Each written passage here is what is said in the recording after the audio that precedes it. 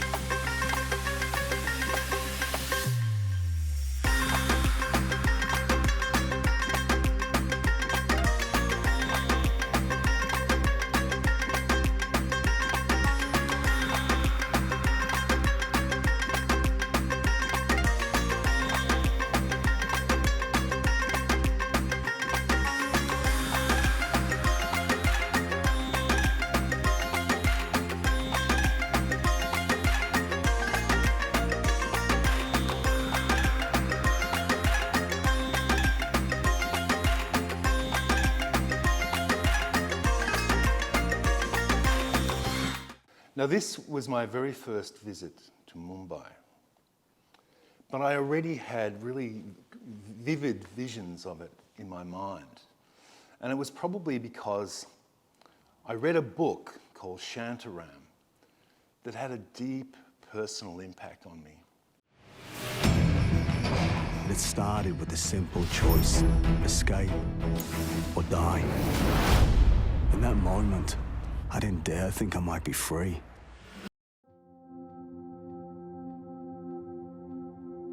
It was written by a fellow Australian, Gregory David Roberts, who, funnily enough, could probably be a relative of mine.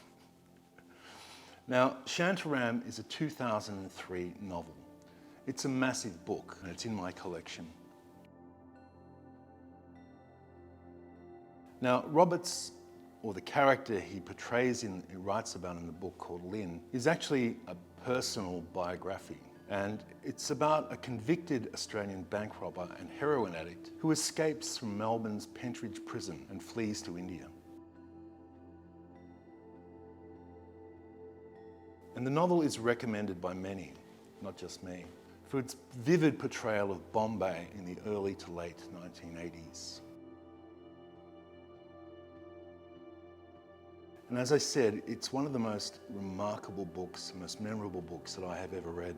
And through it, one gets to live vicariously through many rich and harrowing experiences, including the seedy Indian slum life, the international cafe world of Leopold's, and the world of international criminals, and even a stay in a brutal Indian prison.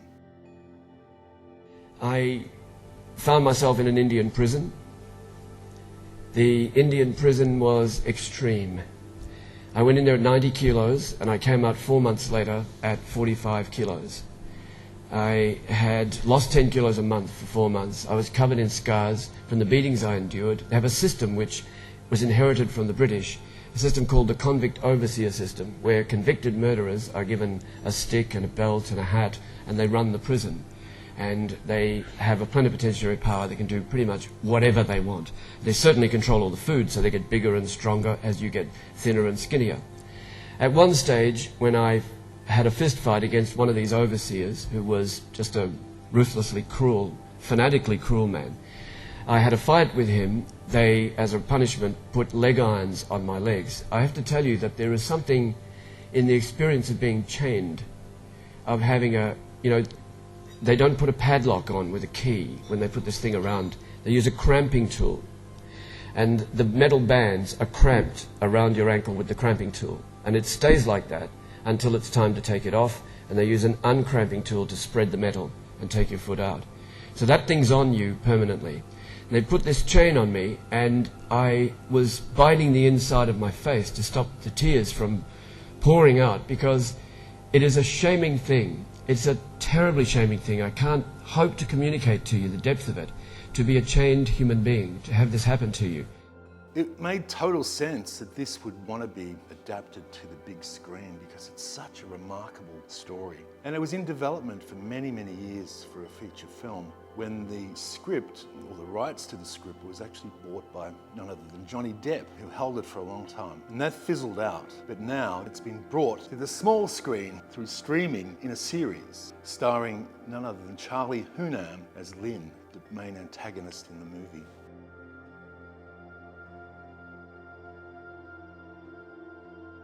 It took me a long time and most of the world to learn what I know about love and fate and the choices we make. But the heart of it came to me in an instant when I was chained to a wall and being tortured. I realized somehow, through the screaming in my mind, that even in the shackled, bloody helplessness, I was still free. Free to hate the men who were torturing me or to forgive them. It doesn't sound like much, I know.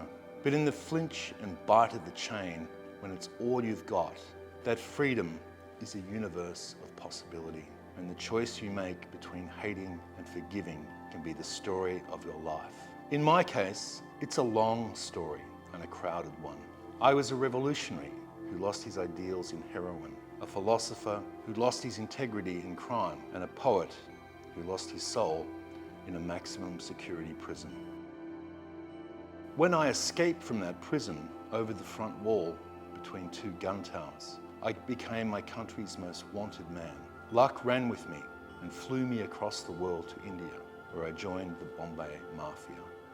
So I guess Shantaram I can thank for giving me my fascination with Mumbai. And maybe Danny Boyle's movie Slumdog Millionaire for giving me another visual of it. Welcome to Who Wants to Be a Millionaire?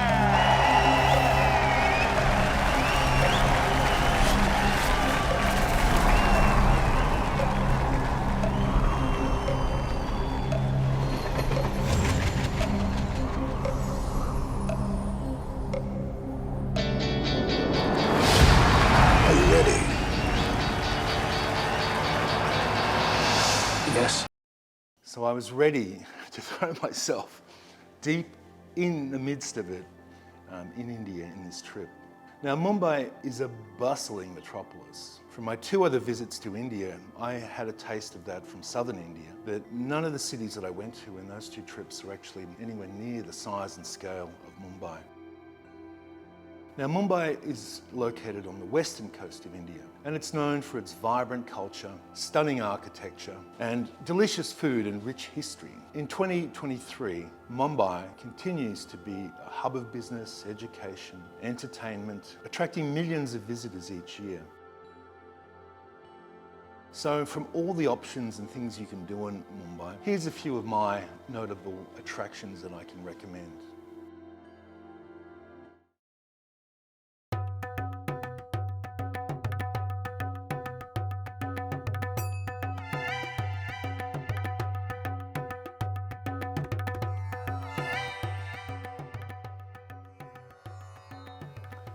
The first is a monument. It's called the Gateway of India.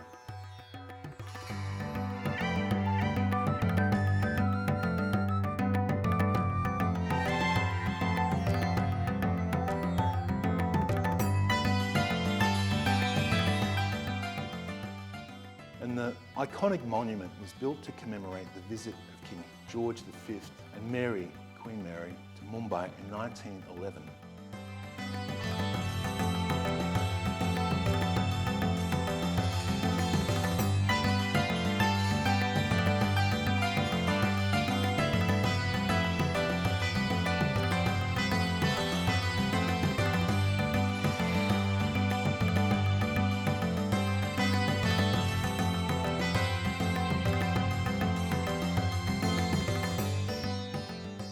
It's one of the most popular tourist attractions in Mumbai and offers stunning views of the Arabian Sea.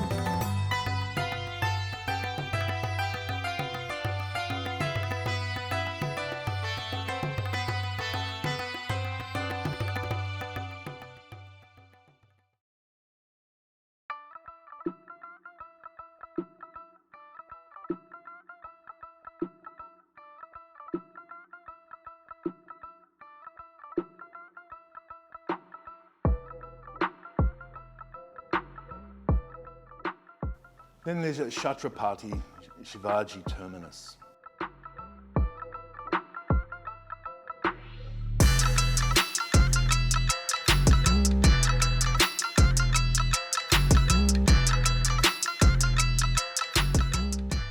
Formerly known as the Victoria Terminus.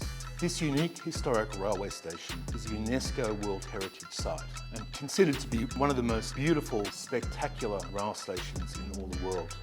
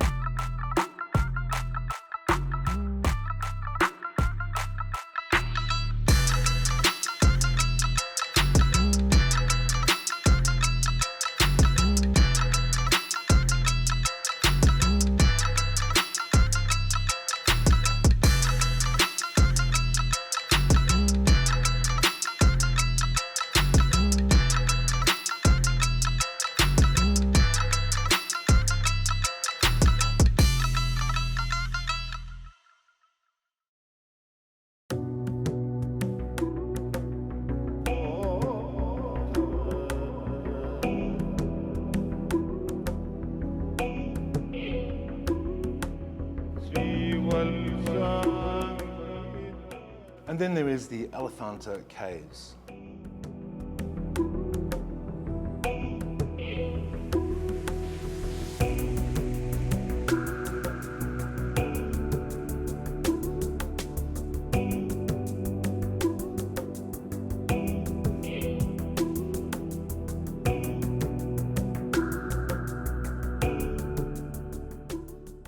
Located on Elephanta Island.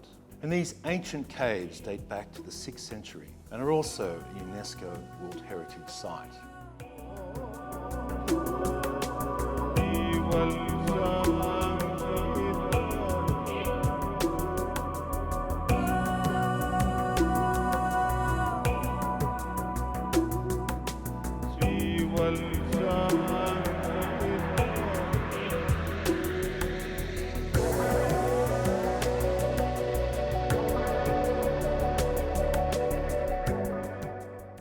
They feature impressive rock-cut sculptures and temples devoted to Lord Shiva. Shiva the Destroyer.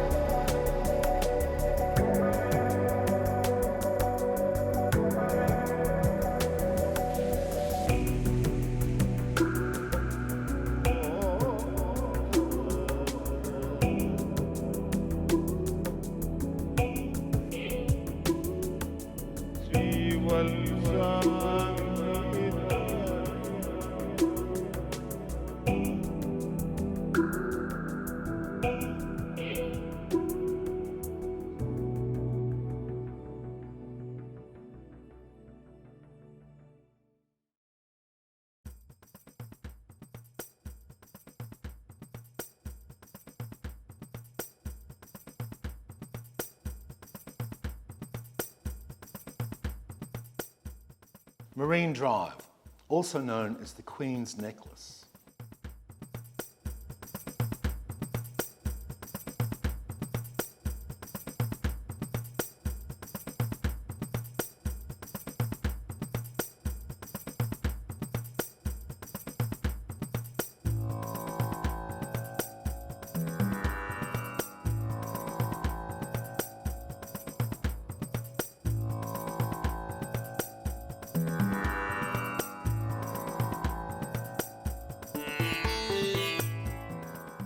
This scenic promenade offers stunning views of the Arabian Sea and the Mumbai skyline.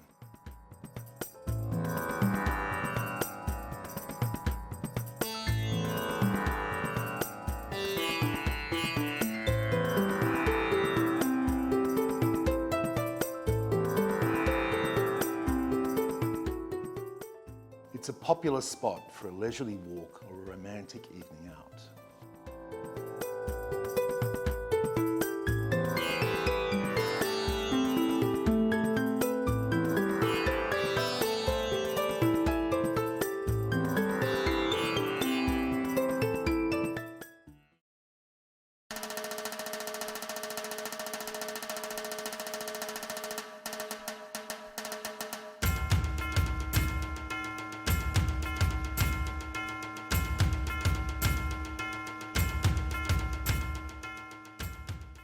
And then there's the Chhatrapati Shivaji Maharaj Vastu Sangrahalaya, formerly known as the Prince of Wales Museum.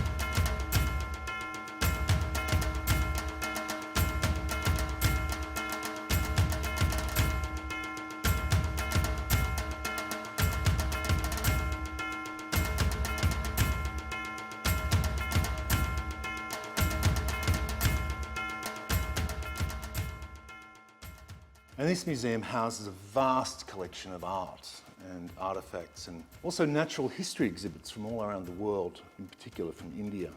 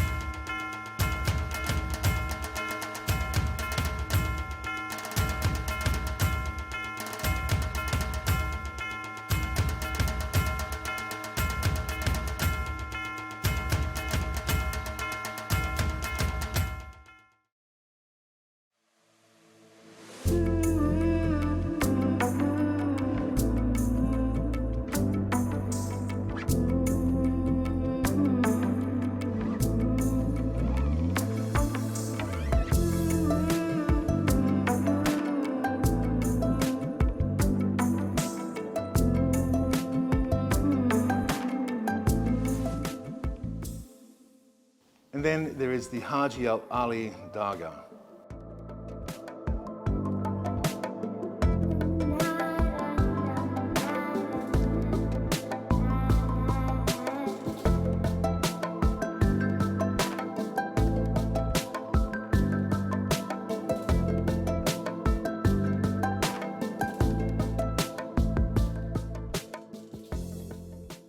This historic mosque is located on an island off the coast of Mumbai and is accessible only via causeway.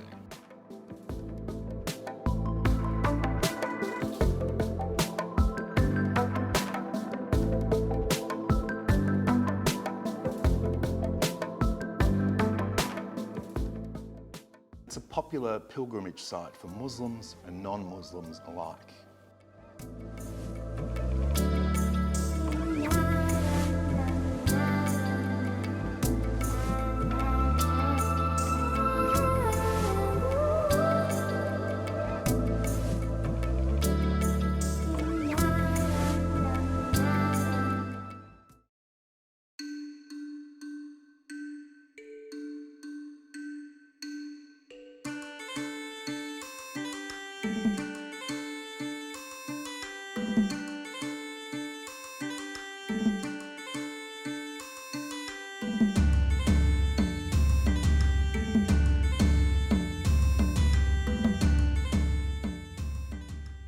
Juhu Beach.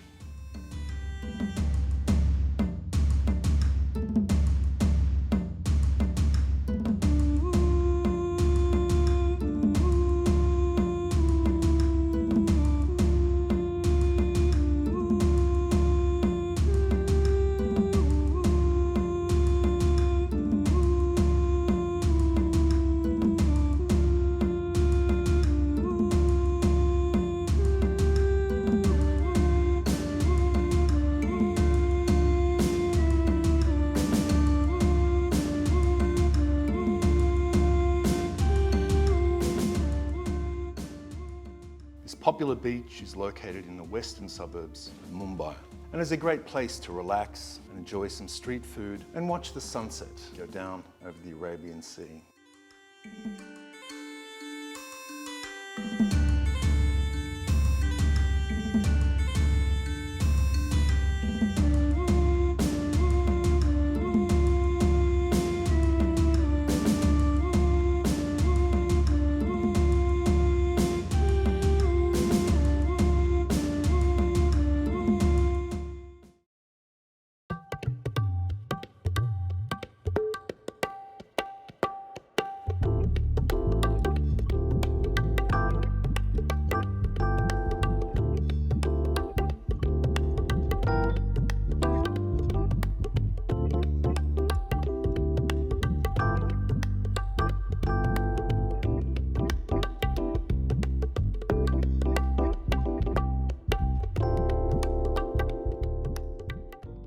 Crawford Market.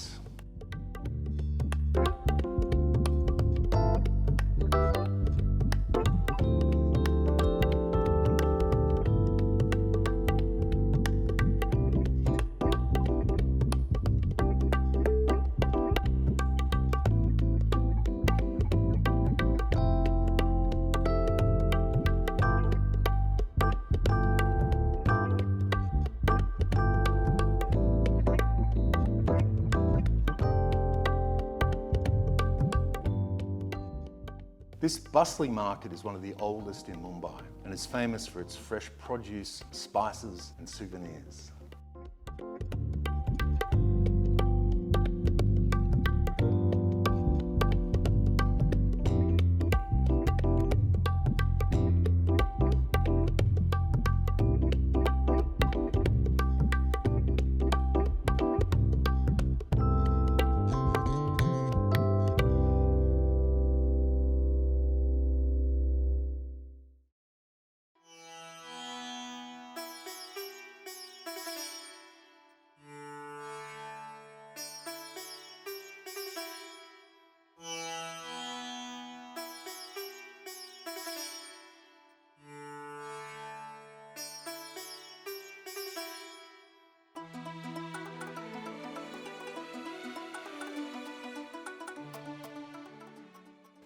The Siddhivinayak Temple.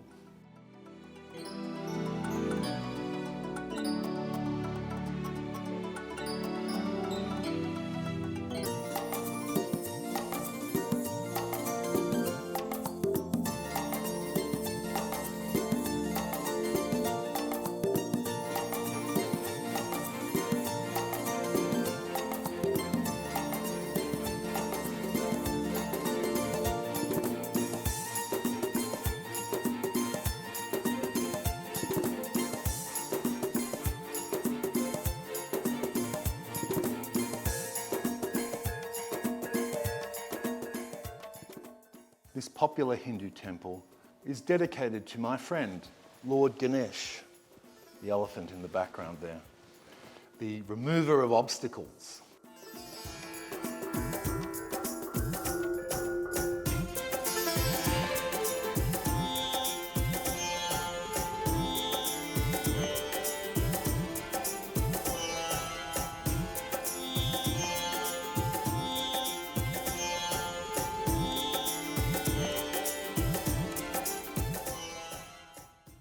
It's located in the Prabha Devi neighbourhood of Mumbai, and it's probably one of the wealthiest temples in India and attracts millions of visitors each year.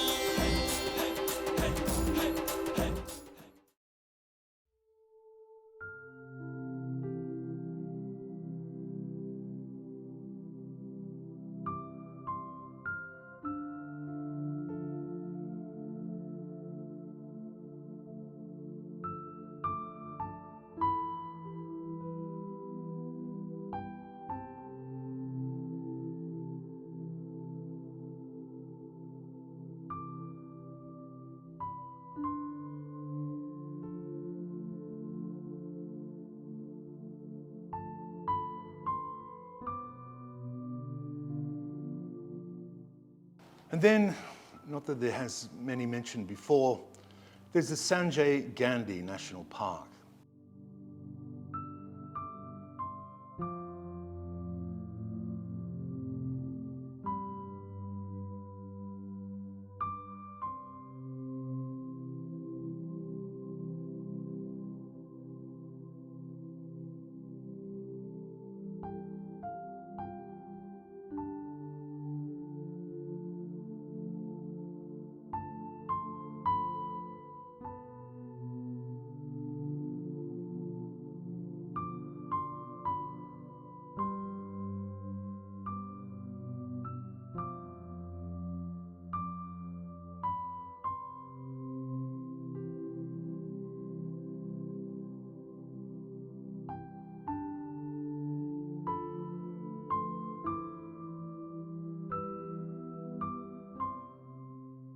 And this sprawling national park, located in the northern suburbs of Mumbai, is home to a variety of wildlife, including leopards, deer and monkeys.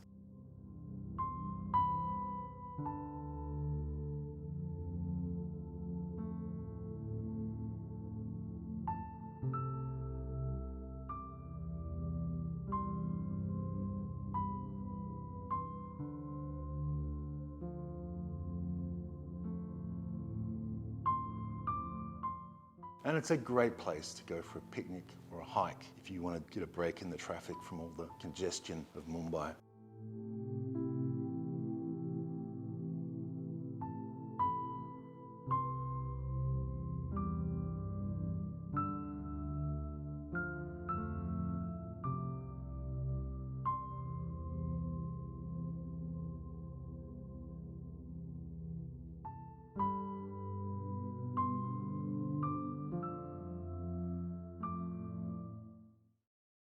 Now, these are just some of my top attractions in Mumbai. There are many more places to explore, including the Bandra Worli Sea Link, the Chor Bazaar, the Mahalamakshi Temple, and more.